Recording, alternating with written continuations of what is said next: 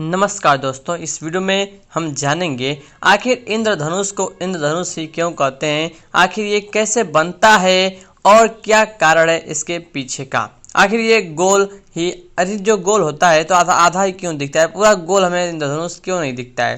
तो फ्रेंड्स, सबसे पहले हम जानेंगे कि आखिर इंद्रधनुष को इंद्रधनुष क्यों कहा जाता है। दोस्तों, इंद्रधनुष शब्द लैटिन भाषा के आर्कस प्लूवियस शब्द से लिया गया है, जिसका मतलब है बारिश की चाप। अब एक सवाल आता है कि इंद्रधनुष का नाम इंद्रधनुष ही क्यों रखा गया। इस पर लोगों ने बड़े दिलचस्प जवाब दिए हैं।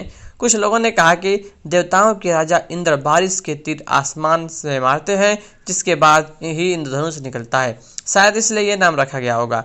वहीं किसी अन्य ने कहा कि इंद्रधनुष का आकार एक धनुष की तरह होता है और ये बारिश के मौसम में ही निकलता है और बारिश के देवता इंद्र हैं। इंद्र का साम्राज्य आसमान भर में फैला है।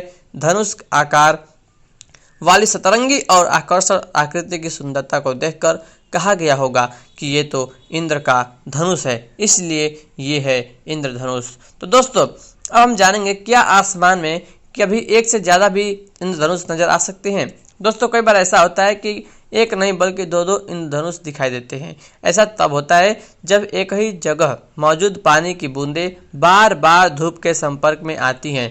पहले इंद्रधनुष से निकली रंगीन रोशनी जैसे ही सफ़ेद में बदलती है, वैसे ही उसका संपर्क पानी की दूसरी बूंदों से हो जाता है और फिर प्रकाश अलग अलग रंगों में बिखर जाता है, लेकिन उसके रंग उल्टे क्रम में होते हैं। इसलिए दूसरे इंद्रधनुष के रंग पहले इंद्रधनुष के रंगों से बिल्कुल विपरीत होते हैं। जैसे पहले इंद्रधनुष में लाल रंग सबसे ऊपर और बैंगनी रंग सबसे नीचे होता है, वहीं दूसरे इंद्रधनुष में बैंगनी रंग सबसे ऊपर और लाल रंग सबसे नीचे दिखाई देता है। अब हम जानेंगे दोस्तों कि आखिर जो गोल इंद्रधनुष होता है वो आधा ही क्यों नजर आता है।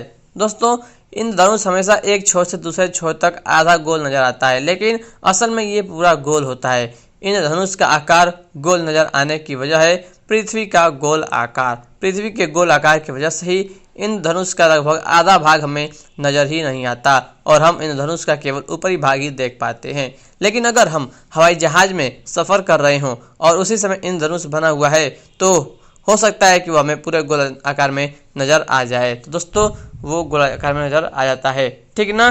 दोस्तों, अब हम जानेंगे कि आखिर इंद्रधनुष के लिए क्या क्या जरूरी है। दोस्तों, इंद्रधनुष हमेशा शाम के समय पूर्व दिशा में और सुबह के समय पश्चिम दिशा में दिखाई देता है।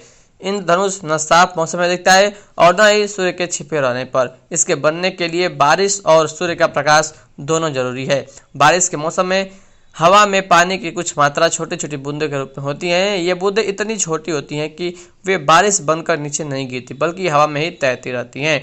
इन्हीं बूंदों से जब सूर्य का प्रकाश टकराता है तो अपने सातों रंगों में बंटकर वह हमें इंद्रधनुष के रूप में दिखाई पड़ता है। सूर्य के हर एक रंग की तरंगदैर्घ्य भी अलग अलग होती है। सबसे ज्यादा तरंगदैर्घ्य वाली जो है रंग होती है वो बैगनी होती है और सबसे कम लाल रंग की होती है। इसी अंतर की वजह से इंद्रधनुष में इन रंगों की जगह और मोटाई भी तय हो जाती है। जैसे दोस्तों, इंद्रधनुष में लाल रंग सबसे ऊपर और बैगनी रंग